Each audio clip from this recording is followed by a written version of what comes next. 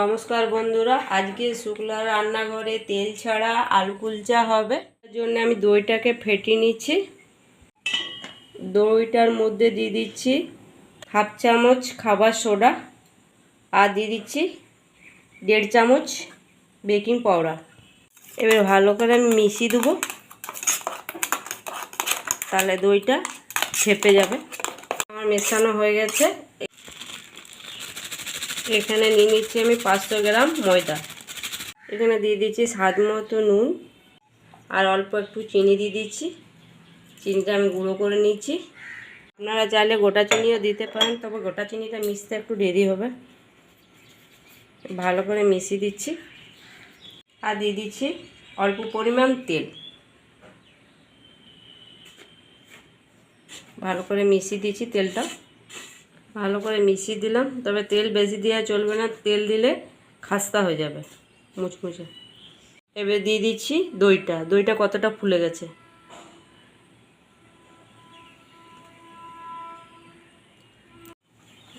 দইটা দিয়ে আমি ভালো করে মেখে নিচ্ছি। এবারে মিক্সিটা ধুয়ে আমি জলটা দিয়ে মেখে নেব, মিক্সি ধোয়া জলটা দিয়ে। আমার মাখা হয়ে গেছে। এবারে 15 থেকে 20 মিনিট আমি রেস্টে রেখে নেব। মাখাটা এইভাবে মাখতে হবে। আলু কুলচার পুরটা করার জন্যে আমি আলুগুলো প্রথমে সিদ্ধ করে নিয়েছি। সিদ্ধ করে এবারে গ্রেট করে নেব আলুটাকে। গ্রেট করলে কি হবে, যে আলুর ডাব ডাব ভাবটা থাকে সেটা হবে না, তাহলে ভালো করে মিশে যাবে। আলুটার সাথে দিয়ে দিচ্ছি পেঁয়াজ কুচোনো, ধনেপাতা, আদা কুচোনো আর লঙ্কা। ঝালটা আপনারা নিজেদের স্বাদ অনুযায়ী দেবেন। আর দিয়ে দিচ্ছি স্বাদ মতো নুন আর একটু কাশ্মীরি লঙ্কা। আর দিয়ে দিচ্ছি একটু ভাজা গুঁড়ো মশলা। এর মধ্যে ধনে, জিরে, শুকনো লঙ্কা শুকনো কড়াই ভেজে আমি গুঁড়ো করে নিয়েছি। এবারে মেখে নেব। আলু কুলচার জন্য আলুর পুরটাও আমার রেডি হয়ে গেল।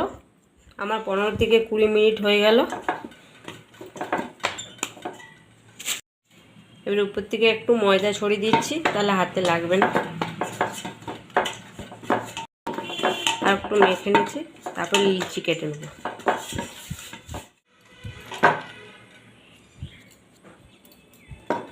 আমি লিচি কেটে নিচ্ছি এরকম সাইজ করে, যেমনি হাতে মুঠো করলে এইভাবে হচ্ছে। আমি এইভাবে লিচিটাকে পাকিয়ে গোল করে নিচ্ছি। এবার একটু শুকনো ময়দা দিয়ে আমি একটা বাটির মতো করে নেব। আমি এইভাবে বেলে নিলাম। এবারে আলুর পুরটাকে দিয়ে দিচ্ছি।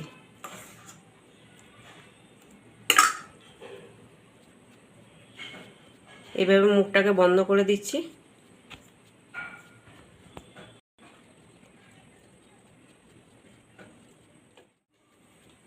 এবার একটু শুকনো ময়দা দিয়ে দিলাম, হাতে একটু চাপ দিয়ে দিচ্ছি। এইভাবে বেলে নিচ্ছি, খুবই সোজা।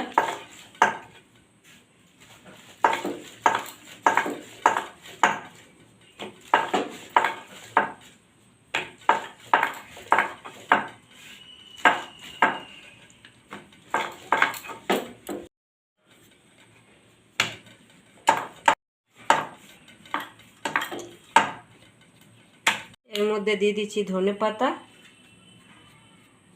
ধনেপাতাটা দিলে দেখতে ভালো লাগবে, একদম রেস্টুরেন্টের মতো।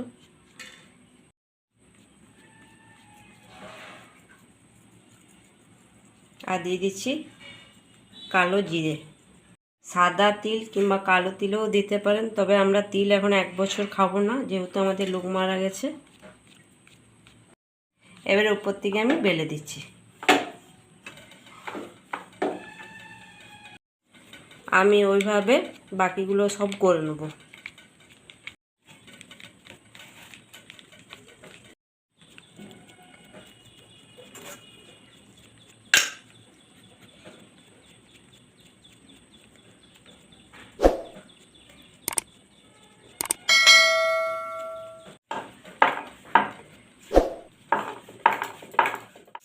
আমি তাওয়া চাপিয়ে দিয়েছি, তাওয়াটা গরম হয়ে যাচ্ছে।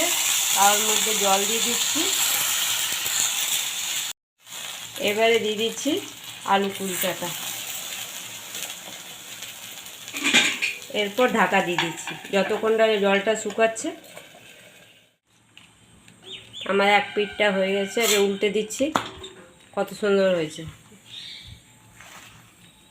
এবার আবারও আমি ঢাকা দিয়ে দিচ্ছি, খুব কম আঁচ করে আমি করছি। আমি খুব হালকা করে একটু ঘি দিয়ে দিচ্ছি, আপনারা চাইলে বাটারও দিতে পারেন।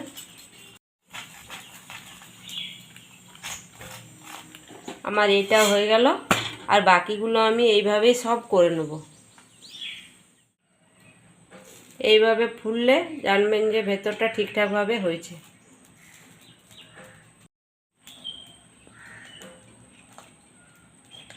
কত সুন্দর ফুলেছে।